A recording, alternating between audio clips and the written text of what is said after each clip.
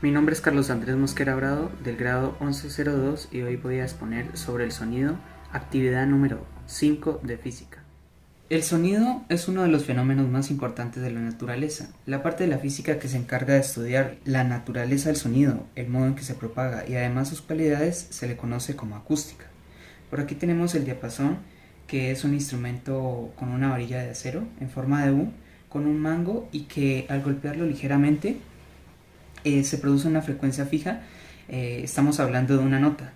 Además, para escucharla, pues debemos acercarla a nuestro oído o amplificarlo, ese sonido apoyando el diapasón sobre una caja de resonancia de madera. Esto se hace con el objetivo pues de que haya más superficie que vibre y que además se ponga en movimiento más aire, ¿no? Por lo tanto, las partículas que están aquí se van a transmitir a las partículas más próximas del aire y así se generan lo que son unas sucesivas compresiones y expansiones, que son similares a las que ocurren en el muelle elástico, también llamado slinky. Además, la vibración producida tiene la misma dirección que la propagación de la onda. En este sentido, pues las ondas sonoras son longitudinales. La producción del sonido requiere de tres elementos fundamentales. Primero está la existencia de un cuerpo que vibre. Esto lo conocemos como un foco sonoro y un ejemplo claro es el diapasón.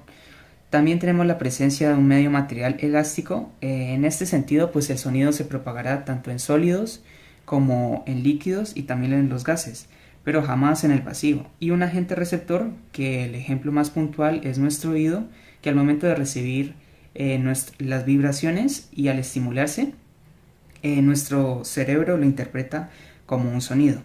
La velocidad del sonido depende de las características del medio. Es diferente como la rapidez con la que se propaga en el aire que en el agua y asimismo en los sólidos, que por cierto es mucho más mayor.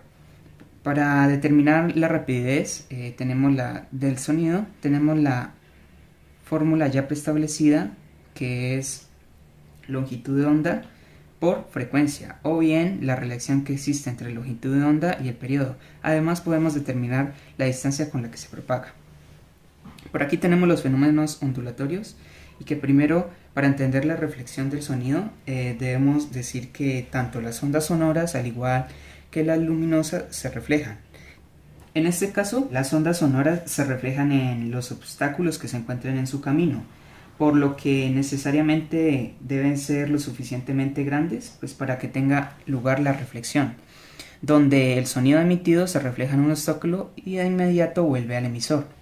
El eco se percibe solamente si el obstáculo se encuentra a una distancia superior a 17 metros, mientras que en la reverberación es a distancias mucho más menores. Aquí lo que ocurre es que las ondas sonoras sufren multitud de reflexiones, como aquí se muestra, y que además es en diferentes superficies. ¿Qué es lo que ocurre aquí como finalidad? Pues el observador percibe solamente un único sonido prolongado. Y esto ocurre siempre en un lugar cerrado. Por aquí tenemos lo que es la resonancia, que podríamos definirlo como el acoplamiento de una vibración con otra y que tienen siempre una frecuencia similar. Un ejemplo claro de esto es cuando en el columpio, ¿no? Que la sincronización va a ser muy importante y que al momento de impulsar el columpio al ritmo de su frecuencia natural, pues se produce lo que es una amplitud grande. Y hay que tener presente que siempre los cuerpos poseen una frecuencia natural de vibración. Tenemos la refracción del sonido, que podríamos definirlo también como esa desviación de la onda y que también se relaciona con la rapidez con la que se propaga en el medio. Un ejemplo es que el sonido se propaga más rápidamente en el aire caliente que en el aire frío. Y también en la noche, por ejemplo, la capa de aire cercana al suelo necesariamente pues está fría, ¿no? Eso es notorio. Y además la rapidez va a disminuir. Por lo tanto podemos escuchar a distancias mucho más mayores. Tenemos lo que es la interferencia, que es cuando dos o más ondas ocupan la misma posición en un cierto momento. Necesariamente pues se interfieren. Pueden ser constructivas, que es cuando se topan dos crestas de ondas, a eso lo conocemos como compresión, y a los valles a enrarecimiento. Entonces, ¿qué ocurre? Un sonido se suma con otro sonido y entonces nos va a resultar un sonido más intenso. Un ejemplo claro es cuando ponemos a la misma distancia dos altoparlantes con tonos con una frecuencia fija relativamente iguales, y entonces vamos a escuchar un sonido más fuerte. Tenemos la destructiva, que es cuando una cresta más un valle de onda. Por lo tanto, los dos sonidos resultan en un silencio.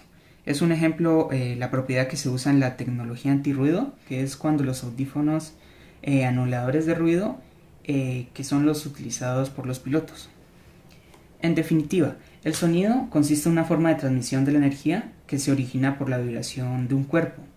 También se propaga mediante ondas mecánicas y que al momento de estimularse con nuestro oído, que es un ejemplo claro de un agente receptor, pues envía ese mensaje al cerebro, lo interpretamos fácilmente como un sonido.